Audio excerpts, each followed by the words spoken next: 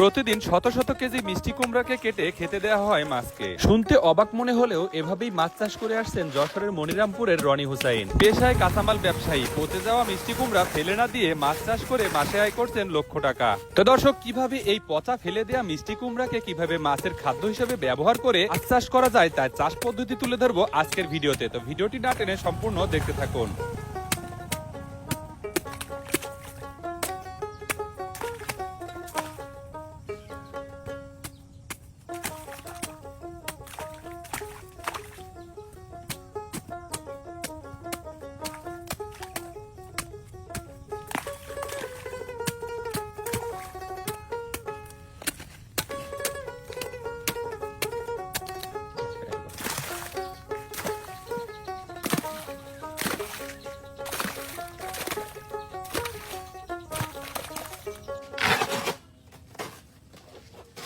এটা হলো মিষ্টি কুমড়া। এটা আমি মাছের খাবার হিসেবে ব্যবহার করি এবং এটা মাছের কোনো ক্ষতি নাই এবং দেখা যাচ্ছে এটা খাওয়ালে মাছ দ্রুত বৃদ্ধি পায় এবং লাভজনক হবে। এই বিচিগুলো কি করেন ভাই? বিচিগুলো ভাই আমি 200 টাকা কেজি, শুকানোর পরে 200 টাকা কেজি বিক্রি হয়। এটা আমরা আবার জায়গায় নিয়ে বিক্রি করে দিই।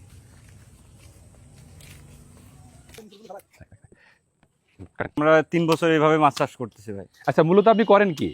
আমাদের মূলত কাঁচামালের ব্যবসা, মিষ্টি কুমড়ারই ব্যবসা ভাই। মিষ্টি কুমড়ার ব্যবসা। যেগুলো পচে যাচ্ছে সেগুলো আপনি না ফেলে সেগুলোই মাছকে দিচ্ছেন খাচ্ছে? হ্যাঁ ভাই। তো দর্শক, এই যে মিষ্টি কুমড়া, ভাই কিন্তু একজন ব্যবসায়িক, কাঁচামাল ব্যবসায়িক। তার এই মিষ্টি কুমড়া যেগুলো পচে যাচ্ছে সেগুলো কিন্তু না ফেলে সে মাছকে খাওয়াচ্ছে। ভাই, এভাবে মাছ চাষ করলে কি মাছের কোনো ক্ষতি হয় না? না ভাই, এটা কোনো ক্ষতি নাই। আমরা 3 বছর ধরে করতেছি, তো এটা কোনো ক্ষতি পাচ্ছি না। এতে মাছের স্বাস্থ্য কেমন বা মাছের আপনার গ্রোথ কেমন হচ্ছে? আপনার দেখা যাচ্ছে ফিটের চাইতে এটা আপনার গ্রোথ আরো দ্রুত, মানে বেশি হবে আর কি। এটা ফিডের থেকে আরো দ্রুত বাড়ছে।